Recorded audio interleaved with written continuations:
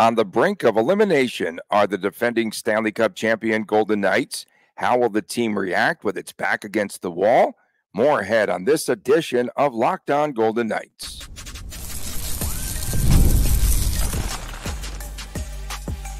You're Locked On Golden Knights, your daily podcast on the Vegas Golden Knights, part of the Locked On Podcast Network, your team every day. Hi again, everyone. Tony Cardasco and Chris Golick from Las Vegas. Thanks for making us your first listen every day. We appreciate you doing so. Find us wherever you get your podcast. And please subscribe to Locked On Golden Knights on YouTube. We're brought to you today by Monopoly Go. Download Monopoly Go for free on the App Store and on Google Play. A retaliatory backhanded punch by one Alex Pietrangelo on Tyler Seguin was a costly penalty, dumb-ass penalty, leading to Jason Robertson's goal on the power play, the winning goal, in fact, in the 3-2 final in Game 5 in the Dallas win. And now, VGK faces a do-or-die matchup. Back in the day, we used to say do or die all the time, and now people take that too, I guess, literally or something, whatever.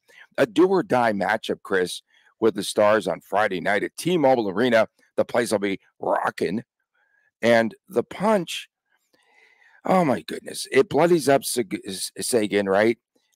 Bloodies up his face in retaliation for the hit on Shea Theodore earlier. And as we saw in the Cup playoffs last year, he's not Joe Cole. Pietrangelo cannot keep his buzzword composure. Remember, we talked composure. There's no stinking composure. And last year, as we know, it was that dirty slash on Leon Draisaitl. And enough already. Enough. And he commits the penalty.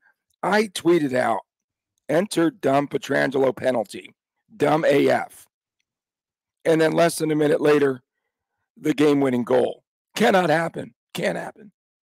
Stop predicting things, Tony. It just pisses people off when you're right. Pietrangelo, I mean, that's obviously where this conversation, I don't know if it needs to start there, but that's where it's going to start for the show. It can't happen. $8.8 million. He's got a letter on his jersey. That's just, you cannot have that happen. Any NHL veteran knows if you have a score to settle, it's not in the playoffs. The Golden Knights and Stars will see each other 3 times next season. Take a number. Do it then. Take a meaningless penalty in game 37 of the regular season. Who cares? No one cares. And it makes for good TV if it starts a melee, right? But in the NHL Stanley Cup playoffs, a veteran, a 10-year, 12-year, however long Pietrangelo has been in the league now, all the games played, all the money he makes, everything, his responsibility that he has to the Golden Knights, it's, you can't sugarcoat it. You cannot. And I mean, people want to say Pietrangelo is costing the Golden Knights a series. Let's not go that far. But Pietrangelo definitely is not helping the cause. And he was actually rating pretty well. Looking yesterday at Hockey Stat Cards, that's the website that puts out the report cards. I don't know what metrics they use, but it seems to align with the eye test at least. Pietrangelo was actually, the pairing of Pietrangelo and Martinez was actually the highest rated defenseman. So, I mean, credit Coach Cassidy for getting those two back together, but is it too little too late? Martinez he stopped short of blasting Pietrangelo in the post-game presser. He wanted to. He was pissed, and the team was pissed. He was. He also slowed down the Dallas media member that was trying to get the soundbite right there. So, I mean, Pietrangelo did a good job walking the line. I mean, listen, no one's going to sugarcoat what happened. Cassidy didn't hold back in the press conference, and it was a good question. Again, Dallas media, I believe, but it was a good question about a word or words to use, and I think disappointing, and I forgot what the other word was that he used. Point being is, I mean, we're going to just keep beating the horse here for a little bit until the horse is dead, the horse might die tomorrow night in T-Mobile Arena. But this can't happen. And, you wonder what the reaction for Pietrangelo is going to be tomorrow night. Golden Knights haven't had an elimination situation in how long? And Pietrangelo right now all of a sudden has taken all the heat off the goaltending and a lot of the heat off of Coach Cassidy, which I'm sure we'll talk about that later. Last time they faced elimination, I think, was opening day of a couple of seasons ago when Pete DeBoer was coaching. Okay, so the high stick game number 4, though, also costly. Again, another penalty. One of the top keys, as we mentioned yesterday, stay out of the friggin' penalty box. I mean, it's pretty simple. Stay out of the box. And then Steve Spott again, just burning this former team of his. 2 for 4 on the power play. 2 for 4, much maligned power play for the Dallas Stars. I think this is probably bad reporting on our part, but it's going to take until game 5.5 for. Is there any good reporting on this show? Not according to the comments, but okay. It's going to take us to game 5.5 to mention Misha Donskov also is with the Dallas Stars coaching staff. I know. I mean, this is, his future endeavors are beating the Golden Knights. There you go. So, I mean, you have to give credit for the familiarity. Misha Donskov probably is bringing the most of it over, obviously. And it's got the Golden Knights in a bad spot. And that's where I do go back to the coaching. People they're calling it a narrative about the coach. My perspective on DeBoer out coaching Coach Cassidy, but and now other people he is out coaching him. That. Other media people are starting to say that now. It's so stupid. I've been saying it since game 3. I know you have. And it's not a bad thing. It was our headline. You put it in the headline. Yes, bro. DeBoer deserves credit, and it's okay. Like, we don't have to be 1000% homers. Like, enjoy the game and acknowledge what's happening. And the Stars are the better team. The Stars have better leadership. They're people with the A's and the C's on the jersey, including Jamie Benn, aren't doing dumb things out there. And people want to talk about, the Golden Knights, their passing sucks, their breakouts suck, they're not keeping their composure. This is all coaching plays a part of this. Is it everything? Of course it's not everything. Is there a narrative involving Coach Cassidy being outcoached by Pete DeBoer? No, it's a reality. This isn't a fictitious thing that we're pulling out of the sky. This isn't fairy dust. Tony loved it when I said that a while back. This is the reality right now that the Golden Knights are facing. And when you look at all the elementary and advanced metrics of this series, the Golden Knights don't even deserve to still be alive. I mean, that's just the reality. Again, the Golden Knights were doubled up, I believe, on high danger chances again. The entire second period, the Golden Knights were without a high danger chance. So, I mean, this is not playoff winning. This is not series winning. This is not Stanley Cup hockey winning. This is not a Stanley Cup winning effort that we're seeing out of the Golden Knights. Now, glass half full. Golden Knights can possibly win a game 6 and take it to a game 7 where anything can and probably will happen. Okay. And, fans are saying that I'm hating on VGK. Go back, just listen to episodes from over a year ago, because about a month and a half before the end of the season, regular season, I said, Chris, this team is starting to play like they are Stanley Cup champions, but not this edition. There's no way. No way are they playing like they want to win the cup. They don't have the will right now to win the cup. And yesterday, it was really crazy because we've been talking, make changes. And finally, Cassidy shuffles the lineup. Was that a good move or not? All sorts of changes. And Pavel Dorofeev draws in, and Ben Hutton drew in. Stone and I had Carrier on my bingo card to score a goal yesterday. Give me props. Carrier is one of the few bright spots right Carrier, now. That's so bad. Carrier is one of the few bright spots of the series right now. When Carrier is on the ice, he's finding a way to get the puck close to the blue paints. And it's that just grinder efforts right now that you're seeing from the fourth line. And I mean, that's probably the best thing that Cassidy did yesterday was Barbashev to the fourth line and giving that line a legit chance. Now Nick Waugh has some skill around him. We knew Kolasar was going to be scratched. We kept saying sooner or later, you got to scratch the guy. He's doing nothing. I think you were saying Kolasar. I was actually suggesting scratch. I was suggesting Carrier be scratched, but not yesterday. I try to drag you in with me sometimes. Yeah. That was me. Listen, the fan base, I'm surprised they're not carrying Cassidy up and down Las Vegas Boulevard and parading him in a positive manner, because this fan base has been begging for Kolasar to get scratched. I don't necessarily think that's the right move, but last night it was the right move. So we'll see what Cassidy has up his sleeve. Obviously, he's got a lot of work to do right now, and whether it's going back to what worked in games 1 and 2, I don't know. We'll obviously take a deeper dive into that right now. But the one thing I think we will say right now is the team responding to Coach Cassidy? Or is this simply a Dallas Stars team that is just better than the Golden Knights? And I would buy the latter. I would buy that the Stars are the better team. I would buy everything. I wouldn't be dogging on Cassidy if this was like a 4-1 situation. The Stars just came in and wiped the mat with the Golden Knights and made quick work of them. But when they have a 2-0 lead, the expectations are to advance. You win 2 games on the road, the expectation is to advance. If you don't, it's failure. And it certainly starts with the coach. And I'm definitely going to take a second to fire a shot here. I think the radio had an absolutely brutal take after last night's game. What was that?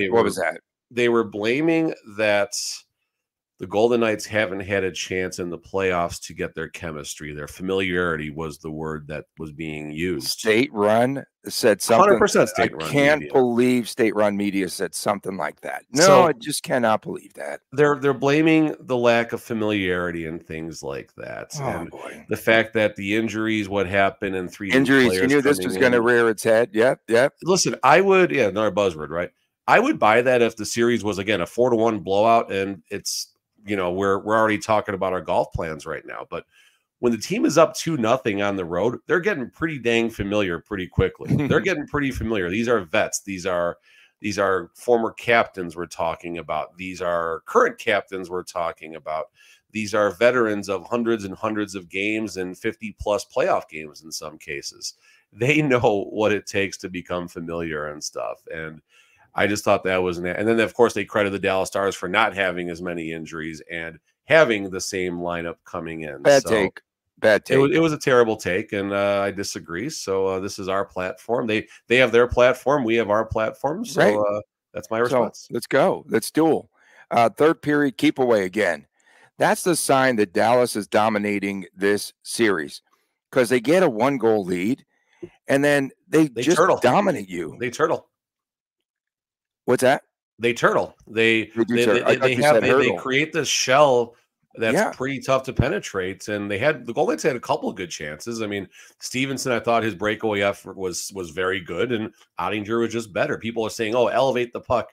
You don't know what you're talking about if you're telling Stevenson to elevate the puck in that circumstance. That's not how it works. You cannot elevate the puck when you're in that close. You make your move. It didn't work, but it was a great move by Stevenson and a better save by Ottinger. And that, you just tip the hat to Jake. Tip your hat to Ottinger. Great play, world-class save in a world-class moments.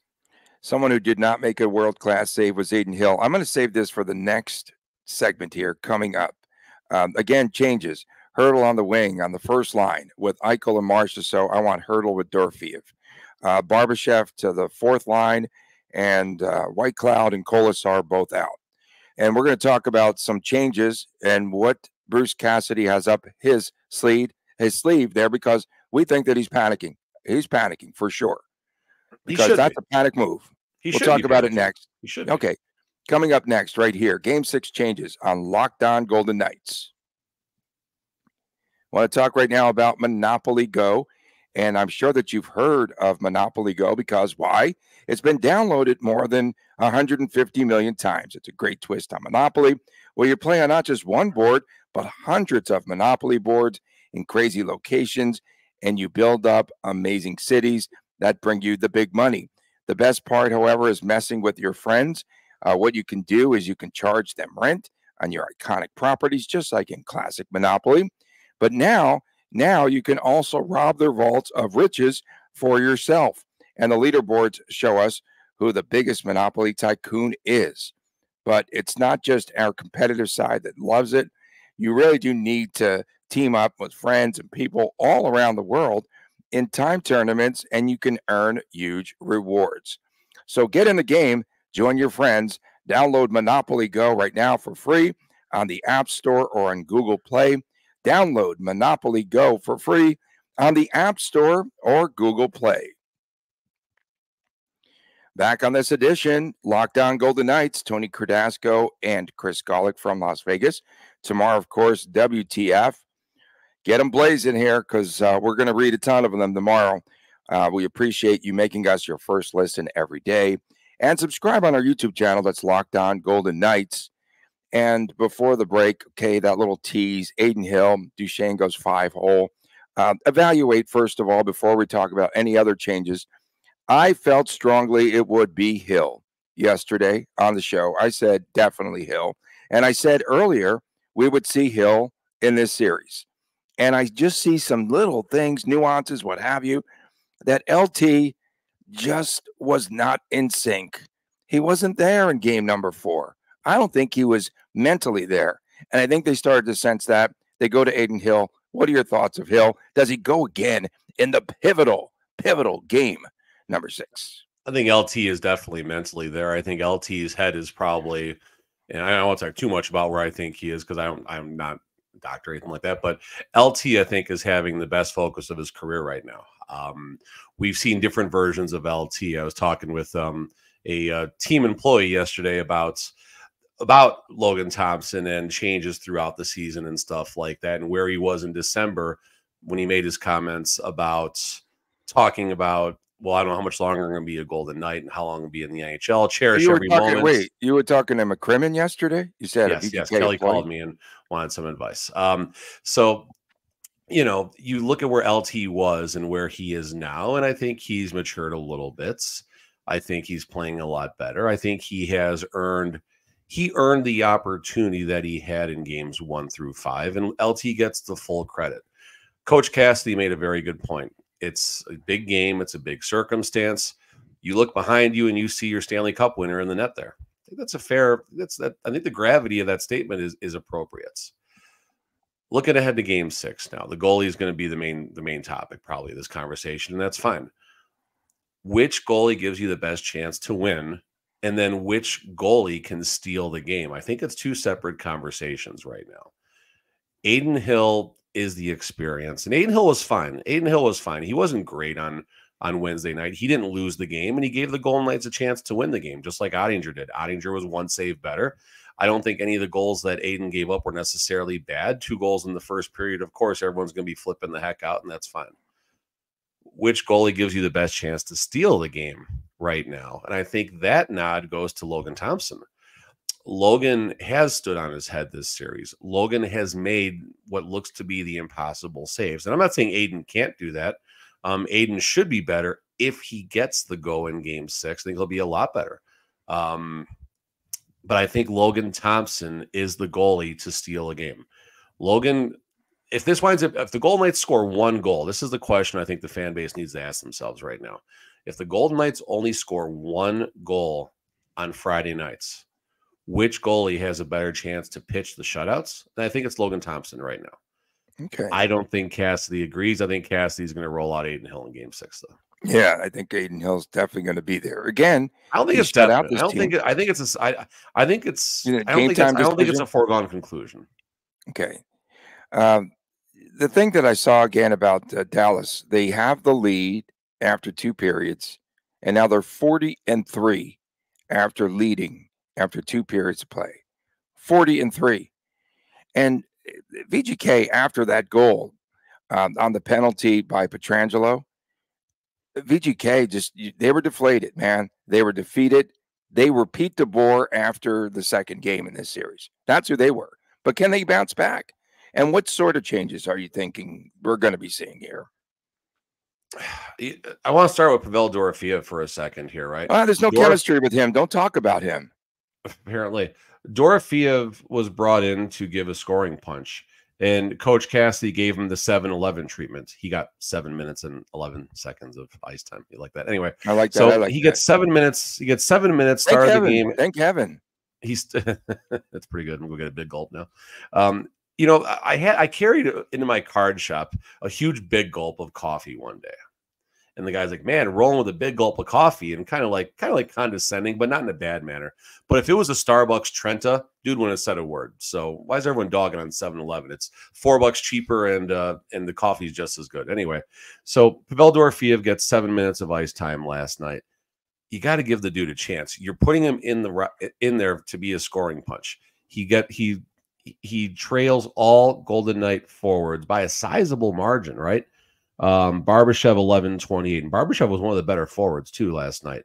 Amadio 9-46. Amadio was out there, not great, not bad. And then everyone else, obviously, more ice time. You look at his line mates where he started the game, right? 17:50 for Stevenson. Mark Stone obviously gets 18 minutes. Of course, there's some special teams in there, but point being is Dorofeev was brought in to be a scoring threat, and he gets 7 minutes. So I don't think Cassidy is too high on Dorofeev. I think he's going to draw out for this game. I mean, do you see a Paul Cotter come in? Do you see Paul Cotter? No. I don't think he's the answer. I think he's not the answer, but go back to your game one line. Go back to your lines that you used in the first game of the series. I don't disagree with that. But I think Cassidy is in panic mode right now. Oh my goodness, does he ever? He's swaying unbelievably. And he should be. I mean, he's getting outworked right now. His team was up 2-0 on the road, and they're possibly about to drop 4 straights as the reigning Stanley Cup champion. The Stars are a great team. Give them all the credit in the world, but and the number one seed, people forget. You're up 2-0. You win the series, especially on the road. Like, it's one thing you win your 2 games at home and then the road, whatever, fine, okay, whatever and all that. But you win the first 2 games on the road, you advance. End of story. End of friggin' story. And this goes back to, my concerns about Pete DeBoer when he was the Golden Knights coach, not being able to help the team through a tough series. And Gerard Gallant going back to that not a major drama when the Golden Knights held a 3-1 lead over the San Jose Sharks and failed to advance. So, you look at all this stuff, and this is what's happening right now. Cassidy's getting outworked, and you see the lines, you see the changes happening, you see the goalie flip-flopping happening, all these things. And and I get it. Cassie's not going to go down without a fight. He's not going to go down just keeping status quo. But Tony, besides obviously Nick Hague, there's something to be said about going back to the line, going back to what worked in games 1 and 2. Oh boy, they keep talking about Hague too. My goodness, it matters. Listen, it's a factor, but it's not the be all end all. It's not the factor, right? It's not the factor. The factor is just that there is a lack of emotion with his team, and then when they do have emotion, they overplay it. How about Noah Hannafin really fast? I just wanted to talk about Noah Hannafin for a second. Why? Exactly. It seemed like he was just going through the motions last night. What's going on with that? Yeah, there's a guy. Just seemed to be he's happy now. He's gonna get fat. He's gonna eat because he's got a really good contract extension. That's why. I mean, listen, looks like he led the defenseman in minutes at 24:45. That could also have something to do. They're not going to bring back Mantha, are they, for Game 6? No, I think Mantha's been a non-factor. Yeah. I think it comes down to, at this point, the way the lineup is set up: Amadio, Carrier, or Mantha. And I think the answer is probably, that's a failure by McCrimmon, it looks like. And whether it's maybe Coach Cassidy not utilizing him or getting the right punch, but who knows? This is good. But that said, the Golden Knights got to find a way to get this series. I don't want to deal with 2 months of doing the show 5 days a week if the Golden Knights are golfing come May the 5th. That would absolutely suck. Well, we could start covering their golf games. Do you have scorecards for their golf games we could go into in depth? If there's any changes in the WAG department? Oh, my goodness. There could be some changes here. Again, it's like Thomas Hertl. Where? I just don't think that they have him paired up the right way. I don't think that he's comfortable. I don't think he should be on the wing. Why was he not taking faceoffs down the stretch yesterday? I have no idea. That's exactly right. He was not taking faceoffs in the last 3 or 4 minutes of the game, and he was probably gassed. To be fair, who need? Go ahead. I'm sorry, but you're good.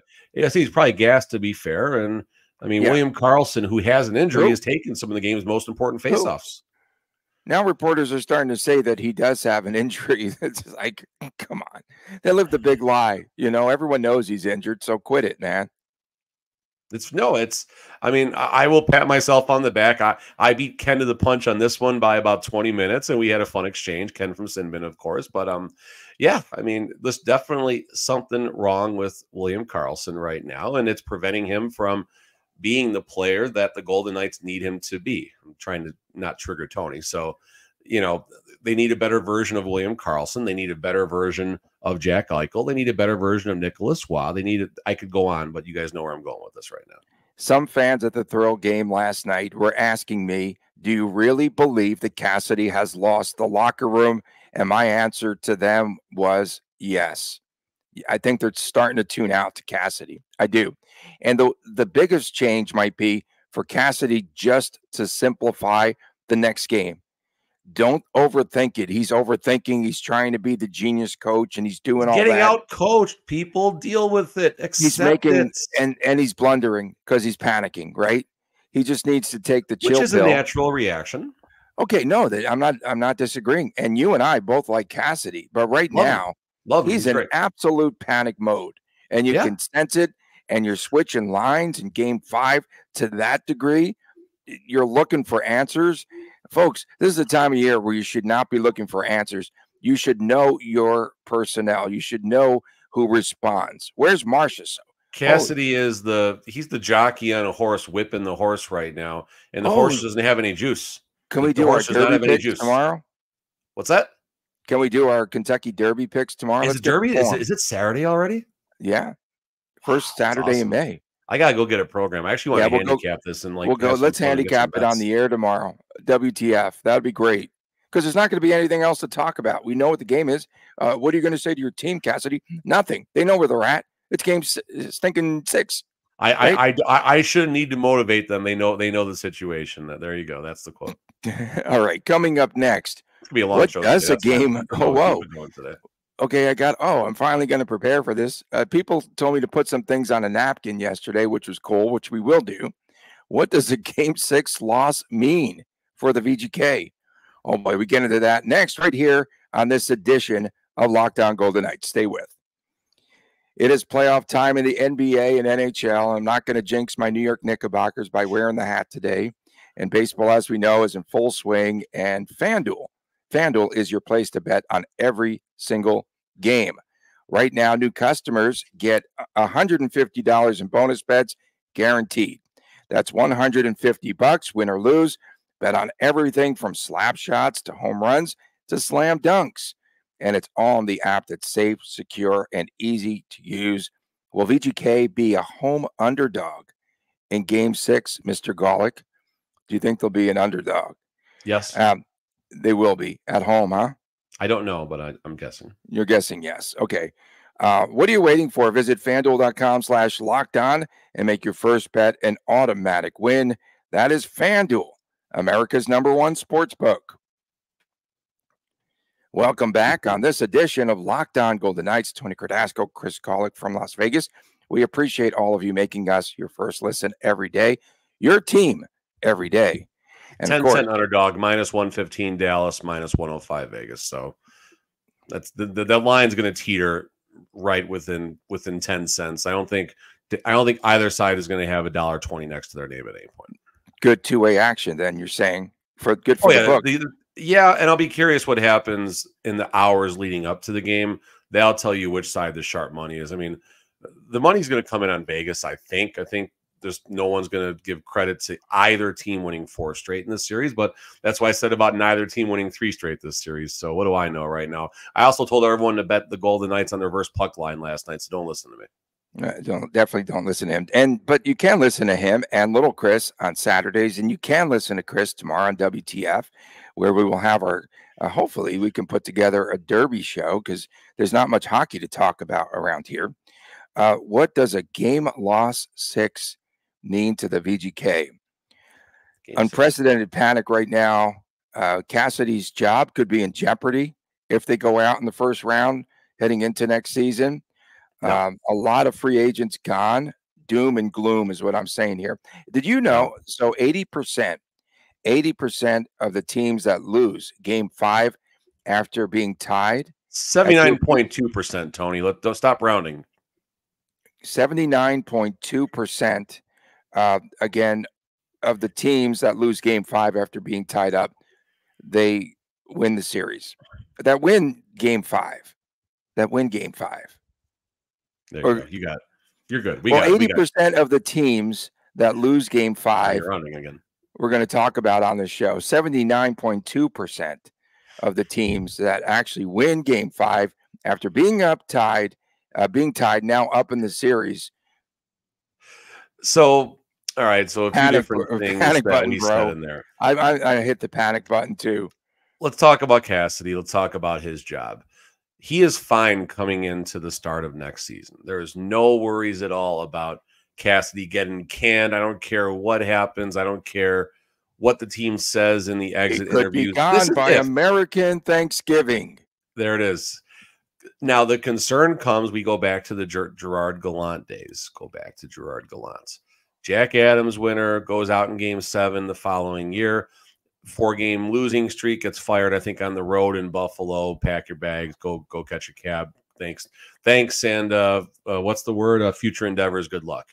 So I think that's what you look at for Cassie. Let's say the Golden Knights do falter next season. And then, again, this is a doom and gloom moment. If you don't want to hear us talking about bad things, thank you for watching. Turn the show off. The Golden Knights, if the Golden Knights are not doing well come about January next season, then yes, Cassidy's job would be on the line. And it's a fair statement to make.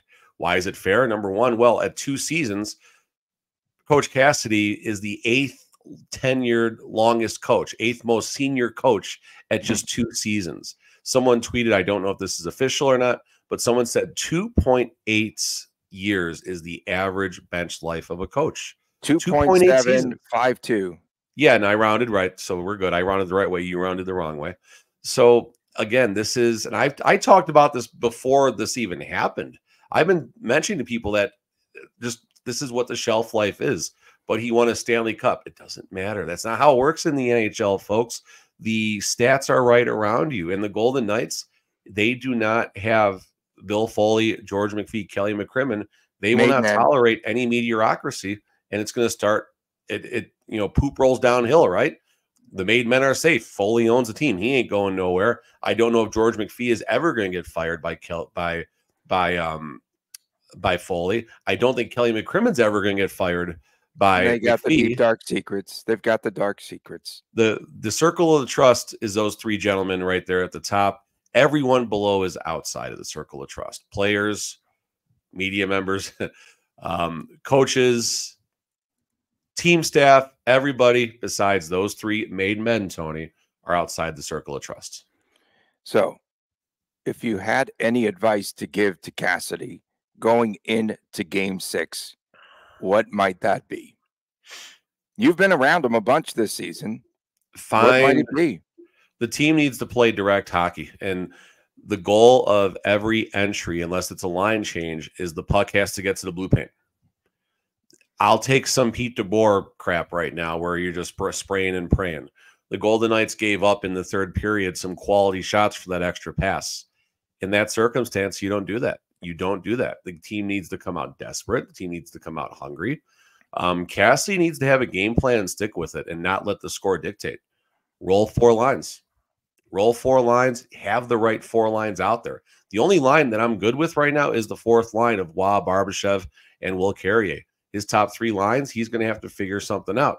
Carlson's been largely ineffective. Mark Stone's probably a -7 on the series. Now he might be -4. I don't know. He scored a goal yesterday. Okay, he's -. It was a power play goal. It doesn't affect the plus-minus. Okay. But where's he been 5-on-5? What do you do to get a player like Mark Stone? How do you help Mark Stone in 5v5? Put him with William Karlsson, maybe? I don't know. Where has VGK overall been in 5v5? How many 3rd period goals have they scored this series? That's another question right now. A lockdown the last 2 games by Dallas, though. That's been exceptional. Actually, no, I've got the ultimate Coach Cassidy strategy right now. Whatever I just said, scrap it, okay? Coach Cassidy needs to act like he's a repairman or someone in T-Mobile. Maytag repairman? There you go. Like perfect. He needs to go in there kind of disguised and quietly. He needs to go up there with the hammer. Undercover boss. Undercover boss. There you go. He needs to bring a hammer with him and maybe some nail removers or whatever it is, and take away that stupid dragon that doesn't breathe fire when I was promised fire. Take the dragon out. Coach Cassidy needs to personally dismantle that dragon hanging above the castle of T-Mobile Arena, and great things will happen in Game 6. In a league in which you have teams that cannot protect a 3-goal lead, right? It was the biggest number of comebacks in the history of the NHL, like 27, I think it was, comebacks where a team was trailing by 3 goals or more. Dallas leading by just 1 goal has been dominant. This has been a dominant team.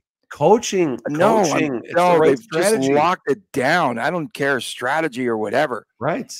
VGK feels as though that 1 goal lead is about 7 that they're fighting up. They're going uphill.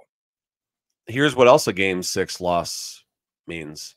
Tomorrow night could be the last time Golden Knight fans see Jonathan Marchessault wearing a Vegas Golden Knights jersey. Yeah, I was saying. All these folks, free lock agents in your again. This is doom and gloom right now. We're doom and glooming. Okay, this is what we do when your team is in a spotlight. Well, it's all, you know what? The other thing too, bro, you haven't put must win up on the screen at all. Well, tomorrow's the preview show. Okay, you're going to put must win because that's been, don't use do or die because evidently they just scrapped that. They canceled that term. They canceled that stinking term. But that summarizes it. So tomorrow, my lead might be do or die for the Vegas Golden Knights tonight. So 2 things. One, I did say the Game 6 winner wins the series. So I will stick to my guns on that. But number 2, folks, if the Golden Knights do you want a Game 7? Do you want a Game 7? Of course I want a Game 7. Game 7 is great. Games, yeah. I don't want my personal work because I got to work on the scale. But here's the other thing I want Golden Knight fans to do is if there are handshakes tomorrow, I want you, the moment Marchessault finishes the handshakes, put your cameras on him. If he stops at the tunnel on the way out and does the Drew Brees look around, take it all in one more time, if he just kind of stops there for a minute. Stamkos did that. Stamkos did that the other night too. Yeah. A lot of players do that. And you have to wonder at this point, is Marchessault's mind already made up?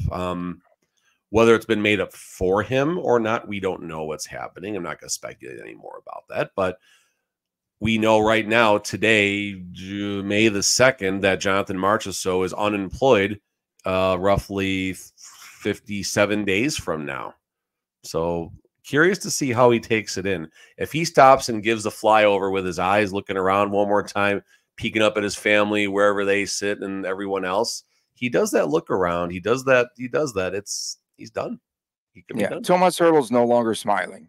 That's where we're at right now. Fun is no ways. Fun is absolutely not fun now. Is no ways. Fun is no ways. Not now, no ways. Okay, coming up on tomorrow's show, we will have our special Kentucky Derby edition.